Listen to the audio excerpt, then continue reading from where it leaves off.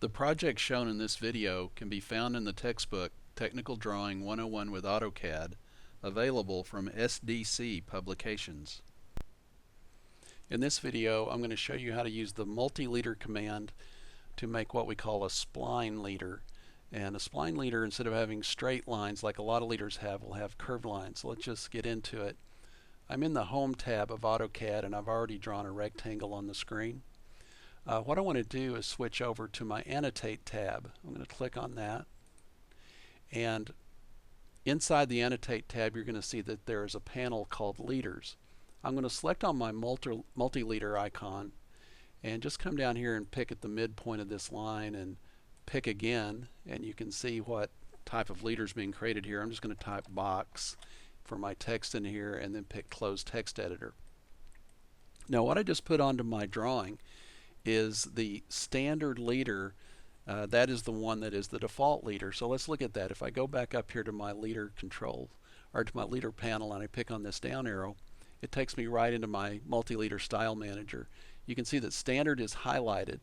So let's go see what the settings are for that. If I pick on modify over here, you'll see that there are 3 tabs, and each tab contains some information about the standard leader. First thing I see that it's a closed filled arrowhead. That's what I'm getting right here. The length of the arrowhead, or the size of the arrowhead, is 0.18 inches. The break size is 0.125. That's the little gap that we have in here. The type of arrow, or the type of leader, is called a straight leader. That is, that it's going to come at a straight line even though it's at an angle, and it's going to come at a straight line, a horizontal line over here. We call this the landing, and then it will have text in it. So let's look at leader structure. In order to place the standard leader, it requires 2 points. The first point that you pick is where the end of the arrowhead goes. The second point you pick is where your landing begins, right here. We could change that to more if we wanted to, but for most mechanical leaders, we'll just keep that at 2. We may change that for our architectural leader style, though. If you look at landing settings, the landing, this guy right here, has a length of 0.36 inches. And which is fine, and we could change that. We can make it 0.25 if we want to. I'm just showing you what the standard settings are. And if we click on content, what we wind up with out here in the way of text is called multi-text, or M-text, and which you edit just like you would any multi-text that you place on a drawing. The text height is defaulting to 0.18 inches, and looks like we've got a few settings like justification, middle of the top line, and if you have a right attachment, which is this one over here, a left attachment would be if it were pointing the opposite direction. Both of those would attach at the middle of the top line of text. Okay, like I was saying, those are the settings for your standard. So let's just pick cancel on that. Excuse me, and go back to the multi-leader manager box here, and let's make a new custom one. So we were starting with standard, so we're going to pick on new. And what AutoCAD does, it takes the settings associated with the standard style and it makes a new style named copy of standard.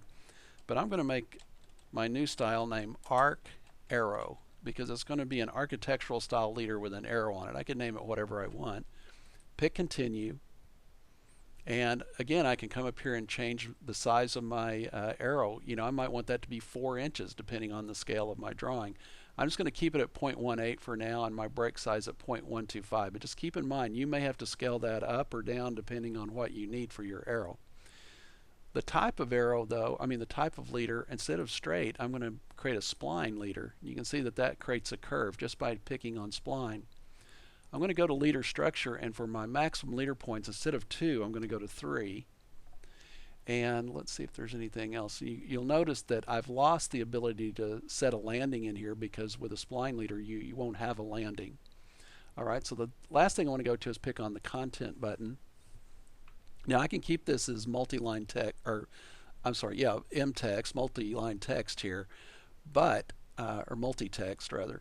And my text style I can change. If I have different text styles, I can choose that. My text height, again, this might need to be 4 inches or 6 inches depending on the drawing that we're doing. I still have that middle to top line for my attachments. So I believe that's all I need. So I'm just going to pick OK, and there's my arc arrow new style showing right here, and I'm going to pick set current and then close.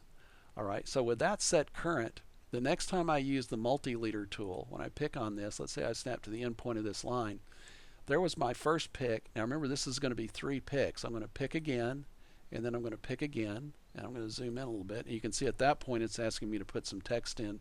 So I'm going to call this one arc arrow, and then close the text editor. Alright, so that's what a spline, an architectural spline leader with an arrowhead on the end. But I want to show you something about editing it. If you pick on it, you'll see these blue grips, and you can just pick on a grip and hold down your pick button, and you can reposition this however you like. You can even pick and move your arrow to some other point on the drawing. So this is really versatile for architectural style drawing.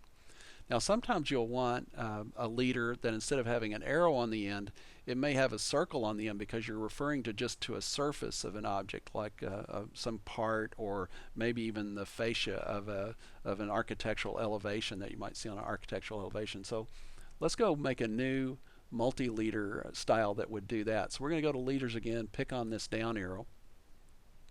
I'm going to pick new, and this time I'm going to start with my settings for the arc arrow, but I'm going to call this one arc dot.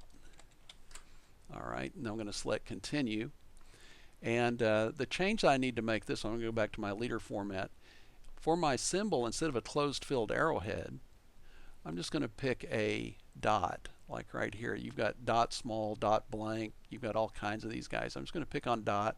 You can see what I'm getting right there, just going to be a filled in circle. I can edit its style if I want to. Leader structure is still with 3 pick points for my spline. I still can't do anything with a landing because it's the spline style. I'm going to pick on content. I'm going to stay at multi-text, and let's see what else we've got. Text height I can change down here, so I'm going to pick OK. Alright, so I'm going to take arc dot, set it current, pick close, and I'm going to come up here and select the multi-leader tool. Let's pick at this endpoint here. Now that was my first pick. Here's my second point. Here's my third pick, and at this one I can type arc dot and then close the text editor. Alright, so you can see the difference. Now I can drag this down onto the surface like I was talking about, or I could have selected anyway. So this is my standard leader, this is my customized arc arrow leader, and this is my custom arc dot leader. All these are different types of multi-leaders.